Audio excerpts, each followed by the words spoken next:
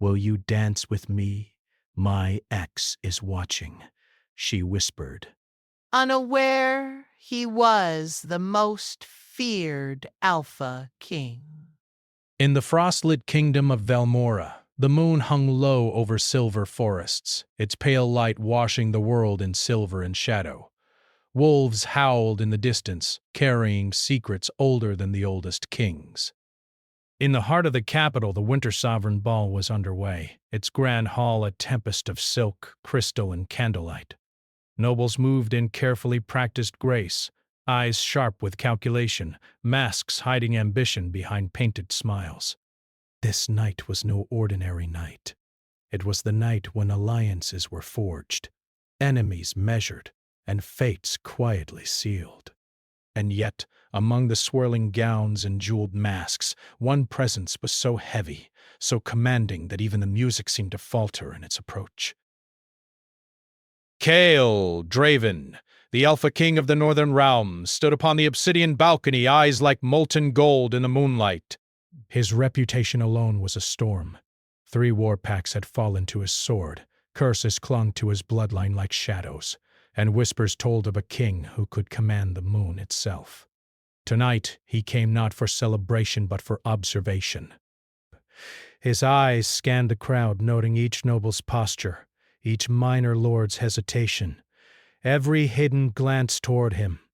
He had not come to dance. He had not come for love. He had come to select a bride, a mate who could strengthen his rule and secure his throne. The music swelled, filling the hall with lilting notes of violins and harps, and Kale's gaze fell on a corner of the ballroom where shadows gathered. There, standing near the marble wall, was a girl who did not belong in this world of silk and power. Lyra Vale. She moved lightly among the guests, her borrowed gown soft blue as frost, hands clasped in front of her. But her family had fallen years ago. Healers hunted for knowledge the crown deemed dangerous. Now she served quietly, invisible to all except those who noticed her beauty or her lineage. And tonight she hoped to remain unnoticed, but fate does not always grant invisibility. Lyra's eyes flicked nervously to Cassian Thorne, her former betrothed, now pledged to a noble heiress. He sat with a smug smile, watching her as if she were a prize he had already won. His gaze cut through her, sharp as a dagger, igniting in her a storm of shame and longing. Her chest tightened. Her pride demanded she act. Her gaze shifted to the nearest stranger beside a pillar, cloaked in black, unmoving in the corner. His presence made the hairs on her neck stand on end. She did not know his name. She did not know his bloodline. She did not know he was Kale Draven. Her lips parted, words barely a whisper. "Will you dance with me?" My ex is watching. The words drifted into the air. Disparity. Time seemed to falter. Music paused in her ears. Even the candles flickered. Kale's golden eyes snapped to her, piercing and unreadable. Power thrummed beneath his calm exterior, a current strong enough to make the floor tremble. Yet he did not speak. He did not scold. He only took a single step forward and extended a hand, silent, commanding, immovable. Lyra hesitated.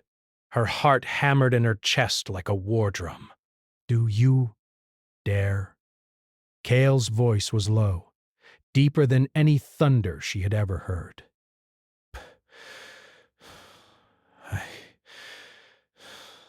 I just... She faltered, cheeks flaming.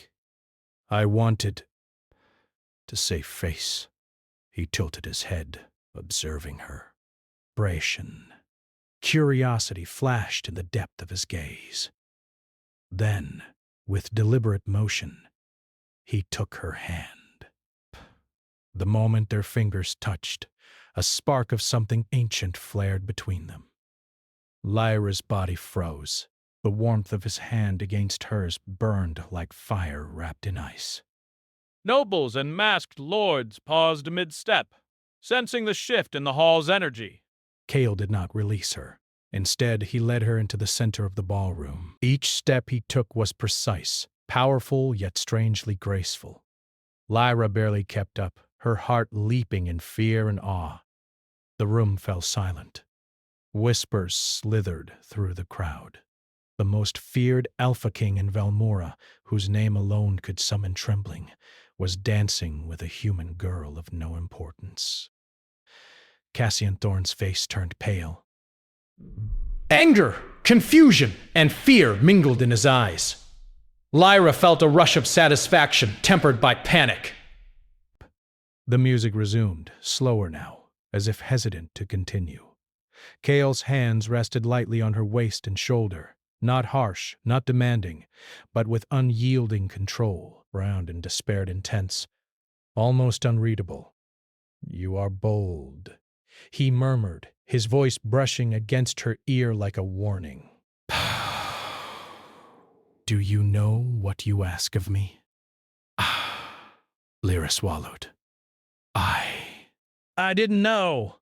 Kale's lips curved faintly, a shadow of amusement, though it did not reach his eyes. "Boldness," Brass, "can be dangerous, especially for one such as you." Her steps faltered. She felt the weight of his presence pressing against her. But it was not just power.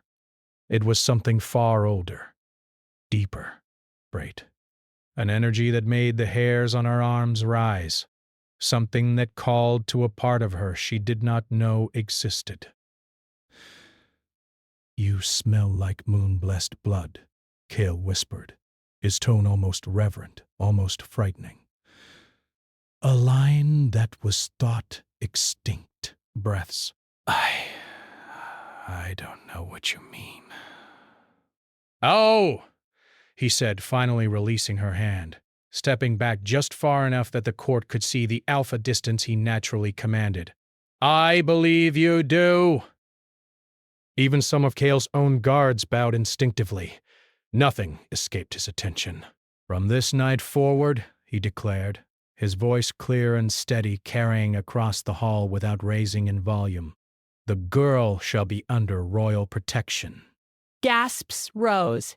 Cassian staggered back, eyes wide. Lyra's knees nearly buckled. Royal protection from Kale Draven was not mercy, it was possession. The court erupted into whispers. Nobles whispered of alliances, curses, and prophecies. Servants trembled, uncertain if they should flee or bow. Ira could not comprehend it herself. She was just a girl who had asked for a dance. Kale Draven, Alpha King, turned from the ballroom, eyes still fixed on her, commanding his guards. "Prepare the Moon Palace." Lyra's voice trembled. "Why me?" "Because if the court discovers what you are," he said, each word slow, deliberate, "they will hunt you." A pause, the weight of his tone pressing on her soul, then colder. "And if my enemies discover it first, they will use you to destroy me." But under the rising full moon, fate had already ensnared her. She was no longer safe. She was no longer free. And Kale Draven, King, Warrior, Alpha, Curse-Bearer, had chosen her.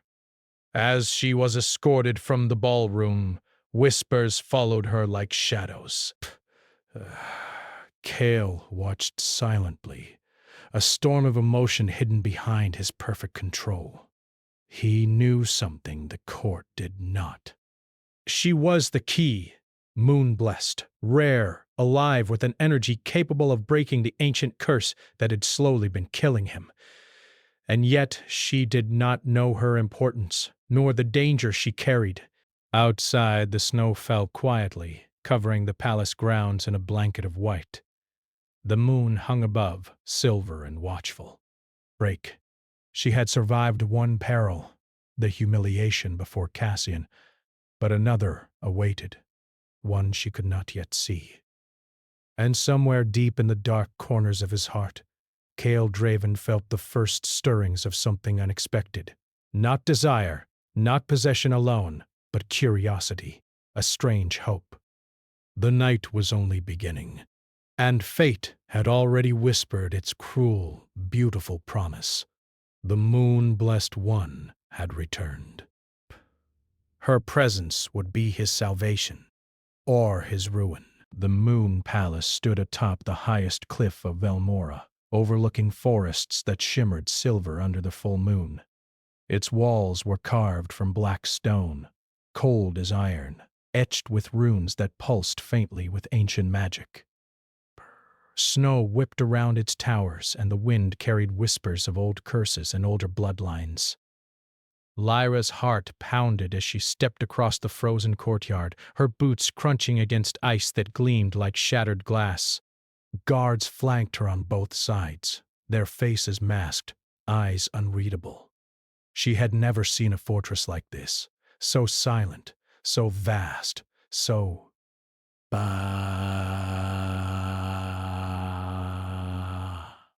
Inside, the palace was colder still.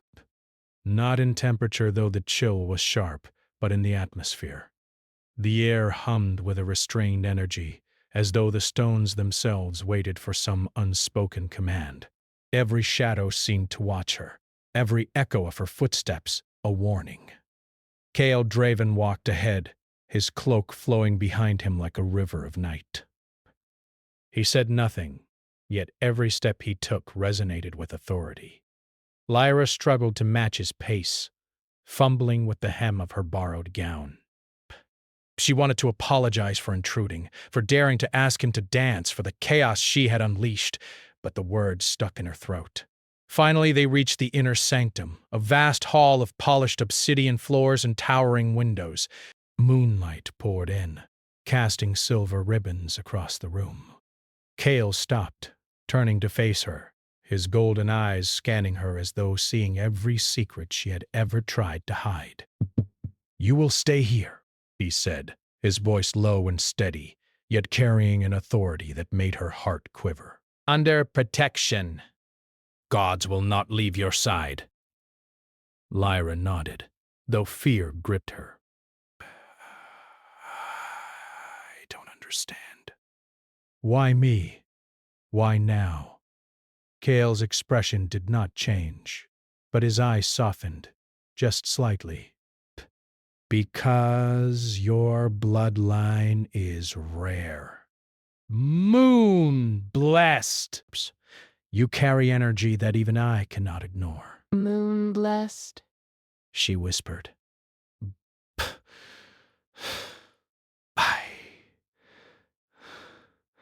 I don't know what that means." Cale stepped closer, the air around him tightening as if drawn to his will.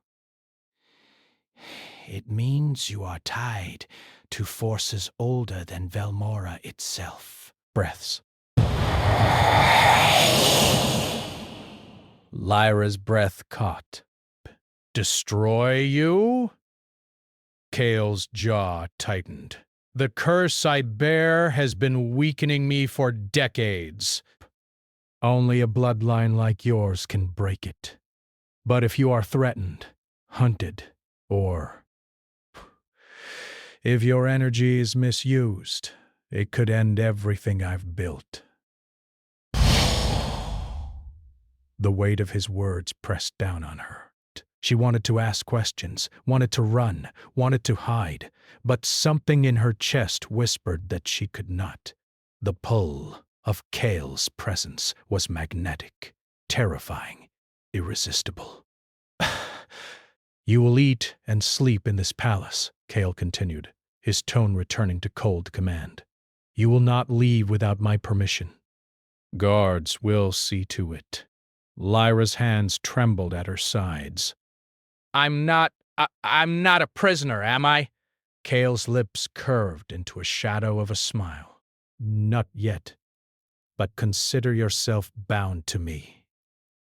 "This palace? This night. It changes everything. Lyra swallowed hard. Her mind raced.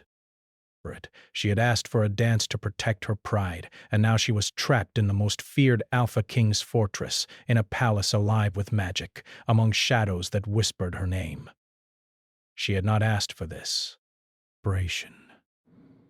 She had not wanted it, and yet she could not deny the strange pull she felt toward him. The guards led her to a private wing, a room of black stone softened by pale furs and silver tapestries. Moonlight spilled through a tall window, and the air smelled faintly of iron and old magic. Lyra's hands brushed the furs nervously.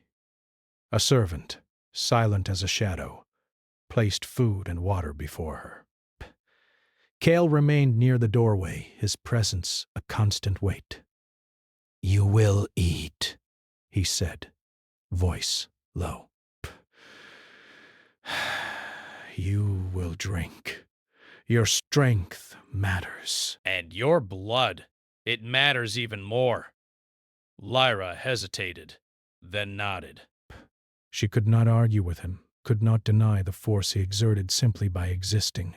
She ate slowly, every bite reminding her of the fragile thread by which she now hung, caught between safety and danger, between fear and fascination. Night deepened, and Cale remained near the window, watching the moon rise higher. Lyra finally dared to speak. Why me? Her voice was barely audible. So many others. Surely someone else could. Cale's gaze snapped to her, sharp as a blade. No one else carries the energy I need, and no one else is alive who can survive the bond that will form between us. Lyra's eyes widened. Bond. Cale's expression softened briefly, almost as if he had been expecting the question. A bond is more than words. It is trust, power, destiny, survival. It is dangerous, brings, and it is binding. You will feel it as you live here, as you learn the truths hidden from the world. Breath. The weight of his words left Lyra trembling. She had survived hardship before, but nothing like this. She wanted to run, yet she could not. Something in her told her that fate had chosen her, whether she liked it or not. Over the next days, Cale introduced her to the palace and its hidden chambers. They were libraries of cursed texts, laboratories filled with vials that shimmered with strange light, armories with weapons older than the kingdom itself. Every corner of the Moon Palace held whispers of power, danger, and secrets. And everywhere they went, Cale was near her, watching, guarding, judging. Lyra noticed small things. The way he observed her when she slept, the way he flinched at distant sounds, the way his eyes lingered on her hands as if measuring their strength. She realized slowly that he was not only protecting her, he was studying her. Best. Learning her, assessing whether she could withstand the magic, the curse, and the bond that would inevitably tie them together. One night, as snow fell silently against the tall windows, Cale led her to the highest tower. The wind whipped around them, tugging at her hair, carrying the scent of pine and frost. Below, the forests of Valmora stretched endlessly, silver and shadowed, alive with secrets. "You must understand," Cale said, his voice almost a whisper over the wind. "The curse I bear has shaped me. It is anger, pain, and darkness. You will see it. You may fear it. But you must endure it if you are to survive here, and if you are to save me." Lyra shivered, but not from cold. I don't know if I can. Cale's gaze softened, a rare flicker of emotion breaking the unyielding mask. "You have no choice. And yet, I believe in your strength." She looked at him, really looked at him, for the first time without fear. He was terrifying, yes, But there was also loneliness, a deep, aching sorrow behind his golden eyes. He had not asked for her to be his, yet he had chosen to bring her into his world. Days turned into nights, and the Moon Palace became a place of strange routine. Cale would train, study, patrol, and yet he always returned to check on her. He spoke little, but the moments he did were charged with meaning, warnings, hints of power, and the occasional fleeting softness that made her heart ache. Lyra began to notice her own changes. Breaking. She felt stronger, braver, and yet more fragile at the same time.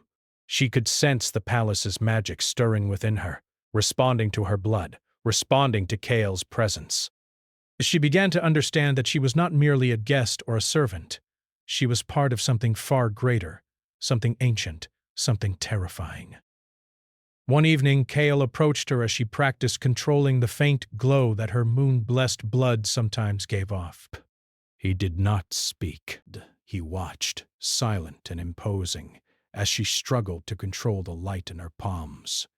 "You are stronger than you think," he said finally. "Stronger than anyone has expected. And yet, you will need more than strength. You will need will, patience, and courage beyond measure." Lyra looked at him, feeling both fear and a strange warmth. "And you?" She whispered. "What will you need?" Cale's eyes met hers, unflinching. "Will need redemption. And, perhaps, in time, I will need you." Her chest tightened. She did not understand everything he meant, and perhaps she never would. But she knew one thing with certainty. Her life had been irrevocably changed. Then, just as the wind howled through the towers and snow danced in silver sheets outside, a distant cry echoed from the forests below, a sound that no human should hear. The palace guards tensed. Cale's entire body shifted into readiness, and Lyra felt a sudden surge of fear. "The danger is coming," Cale said, voice low, deadly calm.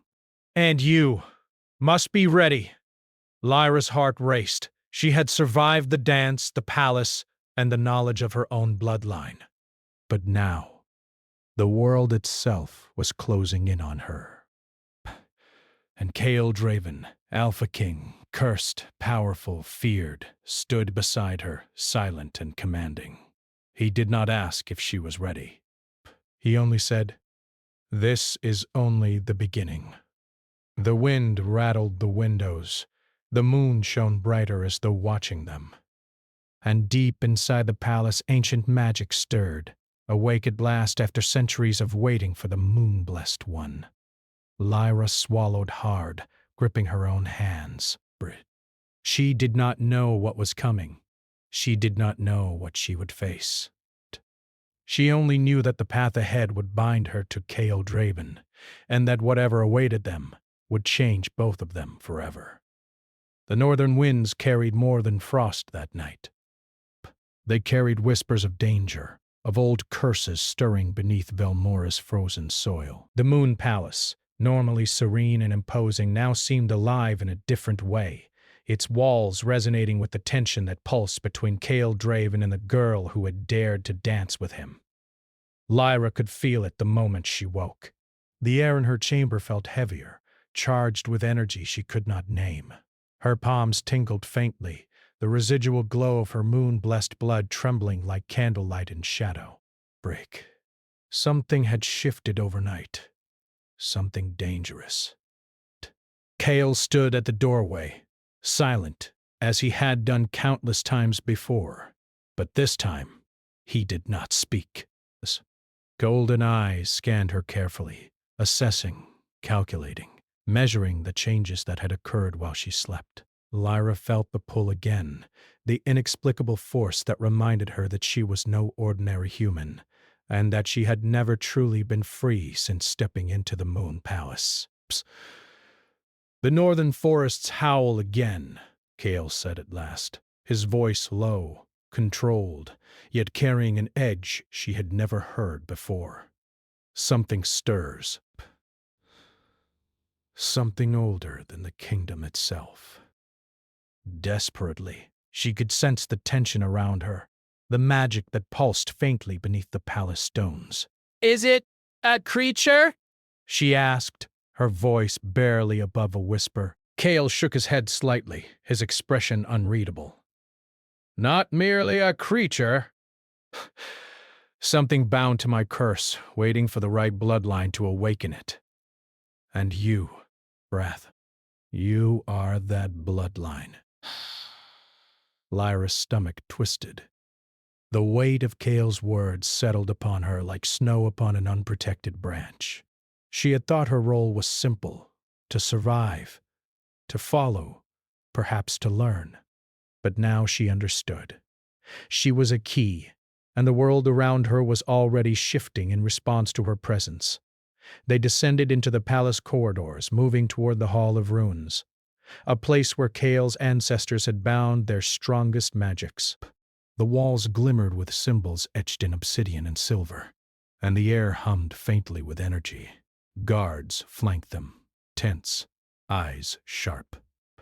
Even in the safety of the palace, Lyra felt the threads of danger wrapping around her like invisible chains. You will need to understand your blood, Kale said, his voice echoing softly in the vast chamber. And to do that, you must face the curse itself. Lyra's stomach tightened. I don't know if I can. I've never. You have no choice. Kale interrupted, his voice firm but not unkind. You are bound to me, and the curse does not forgive hesitation. It waits for weakness, and it devours the unprepared. Lyra swallowed, fear rising like a tide. She had trusted herself to survive battles before, but never one like this. Never against a force older than any living thing she had known. And yet, beneath the fear, a spark of determination flared. She would not fail. Bray, she could not. Kale Draven had placed his trust and perhaps his fate in her hands. The Hall of Runes opened into a circular chamber, the ceiling high and vaulted, adorned with a massive crystal that pulsed faintly with light. Aberration and binding covered every surface, and in the center a shallow pool of silver water reflected the moonlight pouring in from above. Kale gestured for her to step forward. This is the mirror of moonlight, he said. It reflects the truth of your blood, the strength you carry, and the danger you invite. Do! Look! And do not falter. Lyra approached hesitantly, peering into the liquid silver. At first it reflected only her own face, pale, wide-eyed, trembling. But gradually shapes emerged beneath the surface, glimpses of power she did not understand, flashes of shadowed forests, and something darker, a coiled presence that seemed to watch her, waiting, death. Your blood awakens more than light, Kale said behind her. It draws attention from forces that have slumbered for centuries. Lyra felt a chill run down her spine. What? What do you mean? He stepped closer, the shadows of his cloak brushing her shoulder. It is why you were chosen, why fate has placed you here, under my protection, and why danger follows your every step. Before she could respond, the chamber trembled. Barash, the silver water rippled violently, and a low, haunting howl echoed through the walls. Guards stiffened, weapons raised, eyes darting toward the source of the sound. Baration. Kale's eyes narrowed. It is here. Lyra's chest tightened. She had expected challenges, threats, and even monsters, but nothing had prepared her for the raw, palpable sense of dread that filled the air. It was not an enemy she could fight with hands or swords. This was older, deeper, more cunning. The water in the mirror of moonlight began to churn, revealing visions of shadowed figures moving through snow-covered forests. Lyra recognized shapes vaguely humanoid yet distorted, twisted, as though carved from nightmares. They are bound to the curse, Kale explained. They awaken only when the bloodline stirs. You called them forth. Lyra's voice trembled. I didn't mean to. Kale's expression softened briefly, a flicker of something human passing across his face. Though you cannot always control the consequences of your blood, but you can learn to control yourself. That is why you are here. The howls grew louder, echoing through the palace halls. Kale moved toward the pool, dipping his hand into the silver water. A glow spread across the chamber, illuminating every rune, every symbol, every shadowed corner. Lyra felt a strange warmth, as if the magic were testing her, probing her, demanding she respond. You must step forward, Kale commanded. Bration. Do not fear. Let the blood flow through you. Let it awaken what lies dormant. Brasp. Only then will you understand your place. Lyra hesitated, fear and determination clashing inside her. Her hand hovered over the silver water. Slowly, cautiously, she touched it. The instant her skin made contact, energy surged through her, bright and terrifying. She gasped, stumbling back, but Kale caught her by the wrist, steadying her. You are stronger than you believe, he murmured. Do not resist it. Let it flow. The visions intensified, showing her forests of shadow and ice, mountains that reached beyond the clouds, and creatures twisted by curses older than Velmora itself. Lyra felt their gaze upon her, sensed their hunger for her energy. She wanted to pull back, to run, but Kale's hold on her wrist was firm, unwavering. You are not alone, he said softly. I am here. I will not let them take you.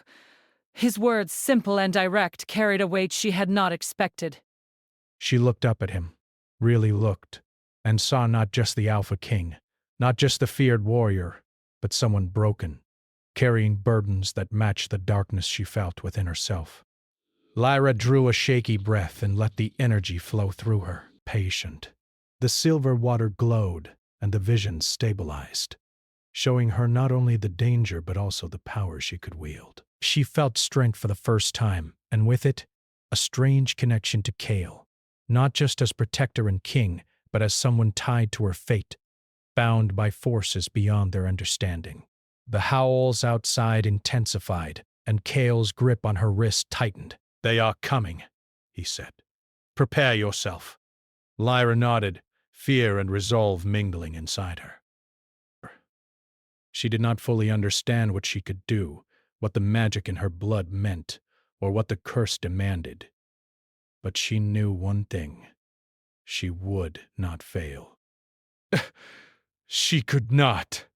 The palace doors burst open, snow and wind flooding the chamber. Figures emerged, their forms twisted and terrible, eyes glowing faintly in the moonlight. The creatures of the curse had arrived, drawn by her awakening. Guards rushed forward, weapons raised, but Kale's presence alone stopped them. They moved with a fluid grace, commanding the air itself as though the palace obeyed his will. Stay behind me, he ordered. Do not interfere. Lyra felt the power thrumming within her, responding to Kale's strength, resonating with the creature's malevolent energy. She could feel the bond forming, not yet complete, but undeniable. Every glance he gave, every subtle command, every flicker of emotion in his golden eyes tied her closer to him. The creatures hesitated, sensing the energy between them. Break. Kale's hand hovered over his sword, yet he did not strike. He did not need to. Bond between them, nascent and fragile, was enough to hold the enemy at bay. Lyra's fear burned away, replaced by clarity. She could not fight this alone. She would not. But with Kale, she could stand. And yet, even as they faced the immediate threat together, a part of her wondered what else lay ahead. How much could she endure? How much could Kale endure? The night was far from over, and in the shadows beyond the hall, something older and darker watched, waiting for the bond to break, for the shattered bond to fail. The full moon hung high over Velmora, silver and solemn, casting long shadows across the frozen forests. From the moon palace the northern wind carried warnings of creatures stirred by curses, whispers of ancient powers awakening, and the tension that had grown between Kale Draven and Lyra Vale. For weeks, the palace had been under siege, not by armies, but by the unseen relentless forces that followed Lyra's bloodline. Creatures bound to Kale's curse prowled the forests, testing their defenses, probing weaknesses, and reminding them of the fragile nature of their bond. But tonight, the threat was different. The air itself seemed alive with anticipation. Break. Snow swirled like silver flame around the towers, and the palace stones hummed with energy, resonating with the bond Kale and Lyra had nurtured through trials, fear, and shared discovery. Lyra stood at the highest balcony, wrapped in a fur cloak that did little to keep out the chill, staring at the horizon. Her fingers trembled, not from cold, but from the knowledge of what was coming. Kale joined her silently, his presence steady, immense. Golden eyes reflected the moonlight as he surveyed the distant forests. "They are gathering," he said quietly, voice low as the wind. "The ancient force, it knows you are ready. And it will test us both." Lyra swallowed. "Ready for what?" "Discor! Can we even fight something like that?" Kale turned to her, expression firm yet not unkind. "We will not fight it as enemies. We will face it as one, you and I, together." Burst. Her heart skipped. Together. The word carried weight beyond survival. It carried trust, and perhaps something older, something unspoken that had grown in the weeks they had spent within the palace walls. He reached out, his hand brushing hers, a gesture subtle but grounding. "I feared the day you would be forced into this fully, but I also feared losing you before we tried." Lyra met his gaze, and in that instant she understood the unspoken truth. Their bond was no longer one of protector and ward. It was something deeper, something forged in fear, trust, and the slow awakening of a power older than the kingdom itself. "The forest is alive," Kale continued. "They will come not only for you but for me. And they will stop at nothing to see the curse fulfilled. Or broken." Korkas. Decade, but she squared her shoulders. "Then we face them." Breath. Together. Kale's lips curved in a shadow of a smile, rare and fleeting. "Yes." Burst. Together. The first wave came at dawn. A tide of snow and shadow that poured through the forest like black smoke. Lyra stood beside Kale in the main hall of the Moon Palace, surrounded by guards and protective wards etched into the floors and walls. The creatures advanced silently, their forms twisted, almost human, yet warped by ancient magic and hunger. Kale stepped forward, his aura expanding, commanding the very air around them. Lyra felt it pull at her, not oppressively, but as a tide of energy that aligned with her own awakening powers. She had learned much since the night she danced in the ballroom, much since she had first touched the mirror of moonlight. She understood now how to focus her blood, how to channel the light within her, and how to stand beside Kale as more than a human girl. She was his ally, and potentially his salvation. The first creature lunged, shadowed claws aimed for the palace doors. Bal's sword struck before it reached the threshold, the force of his blow echoing like thunder. But more creatures poured through, drawn by Lyra's energy. "Ow, Lyra!" Kale commanded. "Do not fear the power inside you." "Use it!" Lyra drew a deep breath, placing her hands over her chest. Her moon-blessed blood pulsed, spilling silver light into the air. Bright, enough to make the shadows hesitate, forcing the creatures back.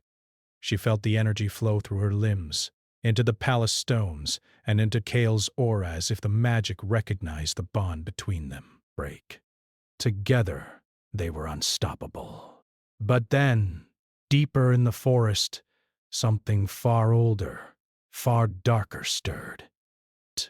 The air shifted. The snow ceased to fall. The shadows withdrew, and from the darkness emerged a figure that seemed made entirely of ice and smoke, taller than any mortal, its eyes empty voids glowing faintly with blue fire. Lyra gasped. That is not just one of the creatures." Kale's expression darkened. "It is the origin, the source of the curse. And it will not be stopped by swords or light alone." Lyra stepped closer to him, fear laced with resolve. "Then we fight it together." Kale's hand brushed hers again, grounding her. "Yes, but more than fighting, it must understand you. You must show it that the bond between us is unbreakable, that neither curse nor shadow can destroy what is ours." The creature advanced, snow and wind swirling around it like a storm, its voice a whisper carried on the air. "Moon blessed, you are awake. The bond will shatter, and the king will fall." Kale stepped forward, sword in hand, aura flaring like a shield. Lyra followed, hands glowing with silver light. Together they approached the source of the curse. The figure raised its arm, and waves of ice and darkness surged toward them. Kale struck the air, creating a barrier of energy that rippled outward, holding back the onslaught. Lyra focused inward, channeling her blood, sending light that intertwined with Kale's energy. Brass.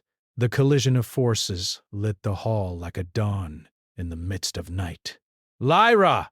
Kale shouted over the roar of energy. "Now, together." They placed hands together, palms touching, hearts synchronized, breath steady. A beam of light burst from them, silver and gold entwined, cutting through the darkness like a blade. The cursed figure recoiled, its voice a scream of anger and disbelief. "Your bond cannot exist!" it howled. "But it does," Kale said, voice calm yet strong. "Because she stands with me. Begun. And I stand with her." Lyra felt warmth spread through her chest, a radiance that no shadow could touch. She realized then that this was what Kale had meant when he spoke of trust, courage, and will beyond measure.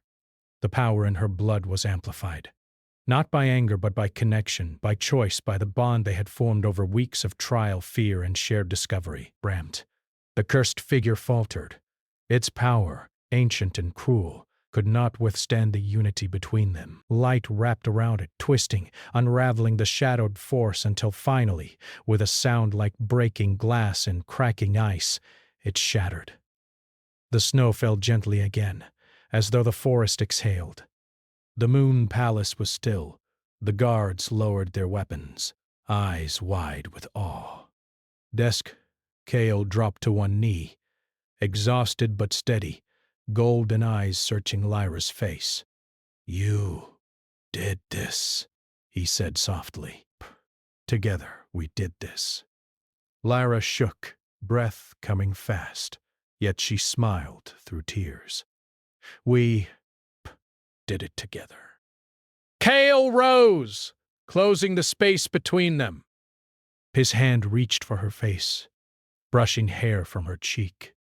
I doubted whether I could be whole again, he said quietly, whether I could be free from the curse that has haunted me all my life. But with you, I see it now. Redemption is possible. With you, I am more than I was. Breath. Lyra's chest swelled with emotion. And I feared I could never be more than a servant, a shadow. But you see me. You see what I can be. Fails, lips curved in a rare smile, soft, almost human. And I will never let you be forgotten. Not now. Not ever. Bration. A silence fell between them. Not empty, but full of shared relief, understanding, and the promise of something beyond fear. They had faced the curse, the shadows, and the darkness together. They had survived, and in surviving, they had forged a bond no magic could sever. Outside, the snow continued to fall softly, dusting the palace towers in silver light. Within, Cale took Lyra's hands, their fingers entwining naturally, as though they had always been meant to fit. From this day forward, Cale said, voice steady and strong, we face the world as one. The crown, the palace, the curse. None of it matters when we stand together. Lyra looked up at him, her heart full. Together, she repeated. Cale nodded, a final, unyielding affirmation. Together, Cale. For the first time in decades, the Moon Palace felt alive not with fear but with hope. The curse had been broken, not by strength alone, but by trust, courage, and the bond they had nurtured. And in the hush of winter, under the watchful moon, two hearts found not only redemption, but the promise of a future unbound by shadow. Lyra smiled, leaning slightly into Cale. So, we survived the curse, the creatures, and the snowstorm. What next? Cale's golden eyes softened, the weight of his past lifting just enough to allow something new to flourish. Next, we live. We build. We see what light can grow from the ashes. The moon shone brighter that night, as if blessing them. Silver reflected on the snow, on the palace walls, and on the two figures standing together on the highest balcony. Their bond, forged in fear and tempered by courage, would endure. The kingdom of Velmora had survived the winter storm of darkness, but in the quiet aftermath, two souls, once bound by fate, now bound by choice, stood ready to face the dawn. For Cale Draven, Alpha King of the Northern Realms, and Lyra Vale, Moon-blessed one, the shadows were gone and the future was theirs to shape.